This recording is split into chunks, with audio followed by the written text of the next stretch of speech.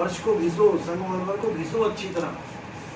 घिसते घिसते घिसते घिसते घिसते तीसरी दीक्षा मिल जाती है। तीसरी दीक्षा क्या है?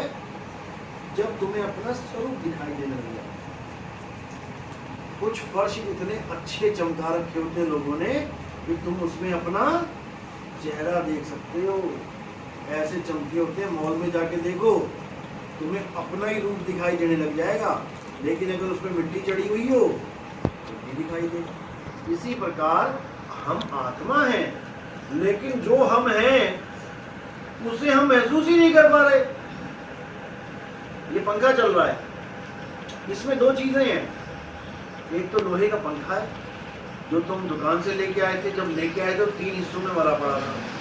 3 हिस्सों में मरा यानी टूटा पड़ा था। एक ये डंडी ऊपर वाली, एक ये गोला और ये पर, 3 चीजें थी ना। तो तुमने क्या किया? गोले में पर फिट किए और ऊपर डंडा लगा के टांग दिया। यानी मुर्दा लेके आए थे तुम कटा हुआ 3 हिस्सों में। अब घर जाके तुमने उसको सिल दिया।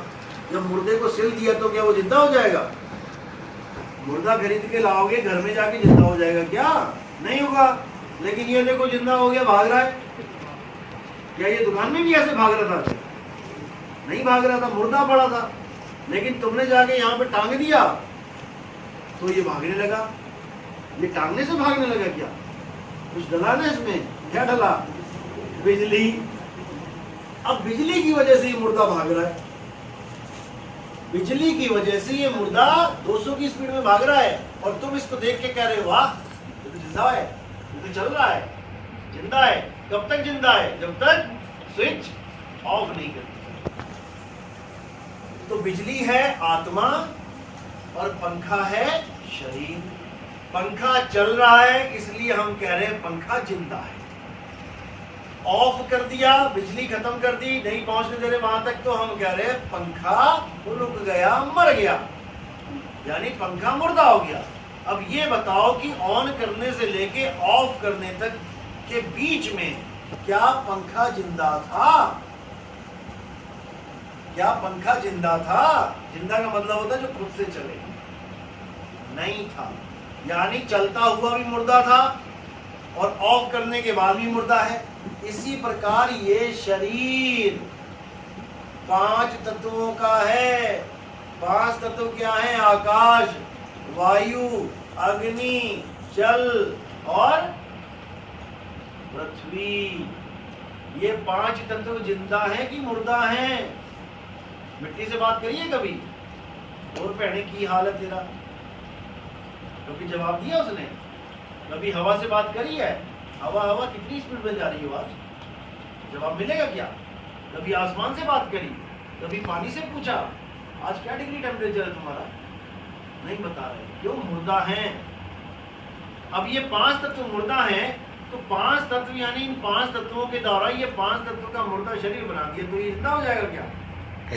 5 तत्व मुर्दा यानी 5 मुर्दों को मिला के तुमने एक मुर्दा बना दिया, तो क्या ये जिंदा हो जाएगा? ये मुर्दा हो गया। अब इसको जिंदा किसने कर रखा है? आत्मा ने। कब तक जिंदा करके रखेगी? जब तक तुम्हारा पूरा एक जन्म कंप्लीट नहीं होगा। तुम्हारे पैदा होने से, तुम्हारे शरीर के पैदा होने से मरने तक ये आत्मा इसको जिंदा रखती है। ये जिंदा क्यों लगता है? क्योंकि जैसे पंखा भाग रहा है वैसे ये भी भाग रहा है, ये भी भाग रहा है, ये भी खा रहा है, पी रहा है, चबा रहा है, हंस रहा है, बोल रहा है। तो तुम्हें लग रहा है मेरी माँ जिंदा है, मेरा पापा जिंदा है, मेरे बच्चे जिंदा हैं। पता है कैसे जिंदे हैं? मुर्दे जिंदे हैं। ये मुर्दे हैं। तुम्हारी गोदी में जो बच्चा पड़ा है मुर्दा है। मुर्दे को सुला रही हो तुम, केवल करंट की वजह से जिंदा है।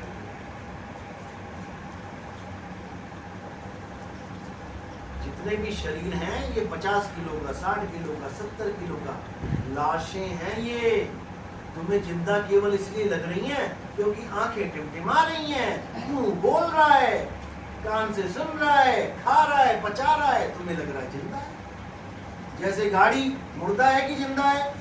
कार जिंदा है कि मुर्दा है? मुर्दा। और ड्राइवर बैठा उसके बाद मुंह से खाया पेट्रोल और धुआं निकाला, लोग कह रहे जिंदा है जिंदा है जिंदा है। कब तक जिंदा है? वो खड़ी है उधर, अभी आए तो मैं जिंदा गाड़ी से, मुर्दा पड़ी है वहां पे। ये शरीर मुर्दा है। कबीर साहब कहते जिस गांव में तुम फंस गए हो ना, साधो ये मुर्दों का गांव।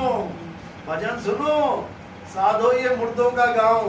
तुम मुर्दों में फंस गए हो आके, लेकिन समझ में नहीं आएगा। समझ में तब आएगा जब तुम अपने आप को आत्मा जान लो, तब तुम्हें समझ में आएगा, अरे बाप रे, मैं शरीर नहीं, मैं आत्मा हूं, मैं कभी मर ही नहीं सकता। मुझे डरा डरा के मार दिया लोगों ने, तू मर गया मर गया, मर जाएगा मर जाएगा। ये आत्मा अजन्मा है, ये कभी मर ही नहीं सकता। और डरा डरा के लोगों को क्या कर दिया, ये मंत्र जप ले, वो कर ले, व्रत कर ले, तीर्थ में नहा ले, इसी में उलझ गए सारे। कृष्ण जी समझा समझा के चले गए, गीता बोल बोल के 18 अध्याय चले गए, लेकिन हमने कभी विचार ही नहीं किया कि बोल क्या रहे हो।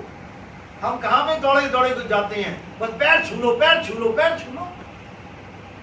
यानी एक पिता ऐसा है जिसका बेटा उसका कहा मानता ही कभी नहीं है, परेशान हो गया बाप बेटे से, लेकिन बाप सुबह आके पहले पैर छू लेता है और कहा एक ना मानता है। तो क्या करेंगे ऐसे बेटे का? गांव गांव में जाके बोला यार मेरा लड़का तो मेरी बात मानता ही नहीं, और वो सुबह सुबह पैर छू के जा रहा है रोज। यही हमारा हाल है, पैर छुएंगे, कृष्ण जी को मानेंगे, लेकिन कृष्ण जी की नहीं मानेंगे। बाप को मानेंगे, क्यों, प्रॉपर्टी मिलने वाली है उनकी, लेकिन बाप की नहीं मानेंगे तो क्या मिलेगा? कुछ नहीं मिलेगा, धक्के मिलेंगे।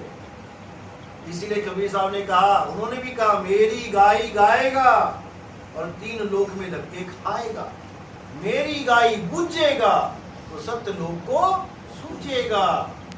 आज कबीरपंथी क्या कर रहे हैं, पूरी पूरी रात काली कर देते हैं। क्या करके? जो भजन बोले कबीर साहब ने, गा गा के सारी रात काली कर दी, लेकिन गाया क्या उसको जानते नहीं। वाणी गाएंगे, अरे आत्मज्ञान बिना नर भटके, कभी कावा कभी काशी, और क्या करेंगे? मंत्र जपेंगे उल्टे पुल्टे। यही अज्ञान है। इसी को खत्म करने के लिए अब कबीर साहब का यथार्थ 13वां पंथ चल रहा है। ये जो ज्ञान आपको समझाया जा रहा है, ये कबीर साहब के 13वें पंथ मूल ज्ञान है। ये इस ज्ञान को समझने के बाद आपका जन्म मरण खत्म हो जाता है, वापस माँ के गर्भ में नहीं जाते। अब आप कहोगे, अरे इतनी अच्छी दुनिया है, माँ के गर्भ में जाएंगे तभी तो आएंगे, और इंसान की जगह अगर कुतिया का जन्म गर्भ मिल गया फिर तब क्या करोगी? अभी कोई कह दे वो कुतिया लेटी है, जाओ इसका दूध पियो, जाके लगाओ इसके थन में, मुंह लगाएगा कोई? क्या नहीं लगाएगा। लेकिन जैसे ही उसके गर्भ में डाल दिया ना तुम्हें, अब बाकी भाइयों से लड़ाई करोगे, ना ना मैं ही पीऊंगी, सारा दूध मैं ही पीऊंगा, तगड़ा हो जाऊं। वहां मुंह लगाना पड़ेगा जहां तुम सोच भी नहीं सकते। आज नाले में पैर गिर जाओ, पानी लाओ पानी लाओ, सूरी के गर्भ में चले गए ना, मुंह डाल डाल के खाओगे, डाल डाल के गंध खाओगे, ऐसा हाल हो जाएगा। और देखो माता को नींद आ गई। ये काल भगवान सुनने भी नहीं देता इस ज्ञान को। इसको पता है कि अगर इस जीव ने सुन लिया तो ये जाग जाएगा, और अगर ये जाग गया तो ये भाग जाएगा। अरे भाग भाग रे फकीर के बाल के, कनक और कामिनी से शेर लागा, फाड़ के खाएगा, खड़ा चिल्लाएगा, बड़ा बेवकूफ है जो ना भागा।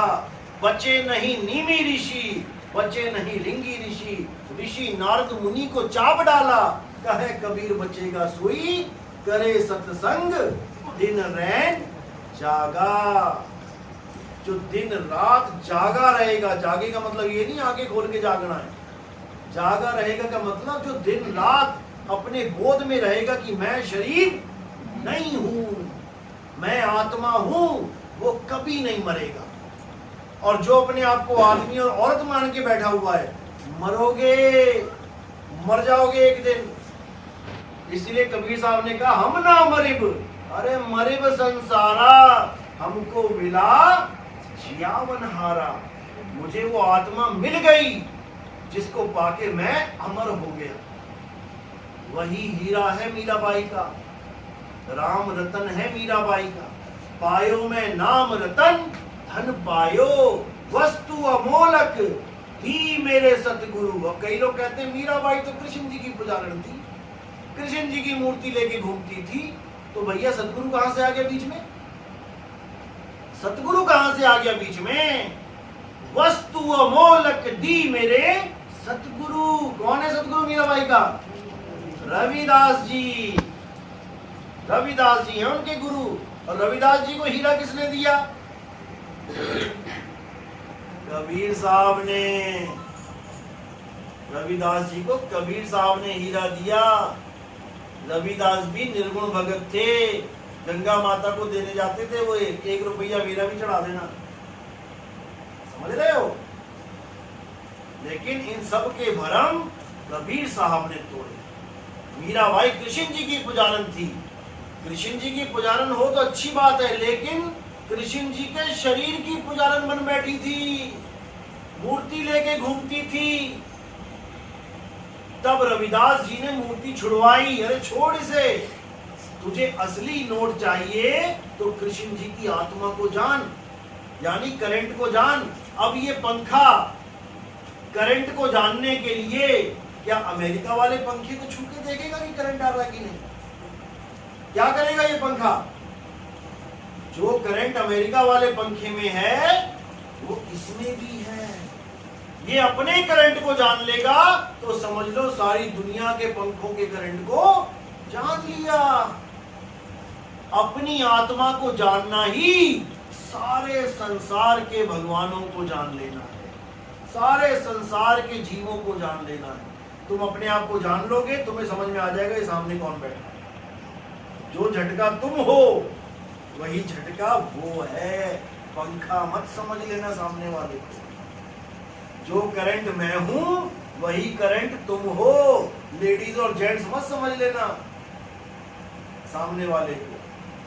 तो खसम जो असली खसम है वो करंट है, हमारा असली स्वरूप। ये लेडीज जेंट्स वाला खसम असली खसम नहीं है। तुम अपने आप को लेडीज और अपने पति को आदमी बना के बैठ गई। असली पति परमात्मा है, पति परमेश्वर है।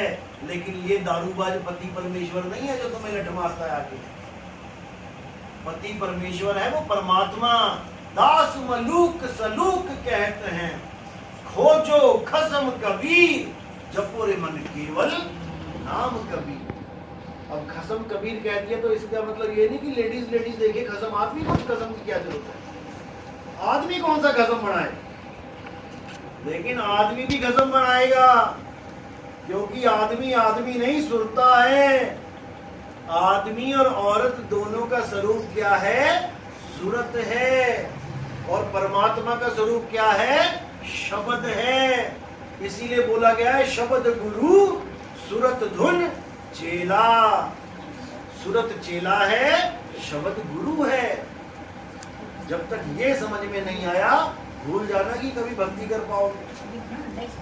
तो इसको अच्छी तरह समझना है। बाकी हमारे YouTube पे सत्संग आते हैं, आपने टाइप करना है नितिन दास के सत्संग, सारे आने शुरू हो जाएंगे। 50 चैनल बना दिए लोगों ने मेरे नाम पे। वैसे मेरा जो अपना चैनल है वो है कहत कबीर सुनो भाई साधो नितिन दास। जैसे हर वाणी में बोलते हैं ना लास्ट में कहत कबीर सुनो भाई साधो, तो वैसे ही लिखना है आपने कहत कबीर सुनो भाई साधो, उसके बाद मेरा नाम लिख देना नितिन दास। तो मोबाइल में अपने आप आ जाएगा। एक नंबर से मैंने नंबर डाल रखे हैं सत्संग का, 1 2 3 4 5। तो एक नंबर से जैसे ही आप सुनोगे आपको सब कुछ समझ में आ जाएगा कि क्या सत्य है, क्या असत्य है, क्या करना है, क्या नहीं करना है, कैसे मुक्ति मिलेगी, कैसे 84 मिलेगी, कौन से छेद में से निकलोगे, कहाँ जाओगे, ये सब समझ में आ जाएगा। चलो बोलिए सतगुरु बंदी छोड़ कबीर साहिब की जय। किसके समझ में कुछ भी नहीं आया वो हाथ खड़ा कर दो। ऐसे भी बच्चे होते हैं, 2 घंटे की क्लास लेता है टीचर, फिर कहता है राम सीता का बड़ा भाई था। हाँ कौन है, किसको नहीं समझ में आया? ना ये एक सवाल था जड़ और चेतन। जड़ चेतन, यही तो समझा रहा हूँ, पंखा और विपत्ति। पंखा जड़ है, बिजली चेतन है, शरीर जड़ है, आत्मा चेतन है। जड़ चेतन का करे निबेड़ा, कहे कबीर सुहंस है पड़ोसियों का मेरा। तो पड़ोसियों कौन है? जो जड़ चेतन को यानी गुड़ और गोबर को इकट्ठा कर देगा। कितने गुड़ में कितना गोबर मिला है खाने लायक होता है? लेकिन तुमने गुड़ गोबर मिला रखा है। गुड़ है आत्मा, गोबर है शरीर। जब तुम पूजने जाते हो तो गुड़ को तो फेंक देते हो और गोबर गोबर चाटते हो। इसलिए अब गुड़ और गोबर को अलग कर दो। गुड़ और गोबर को अलग कर लोगे तब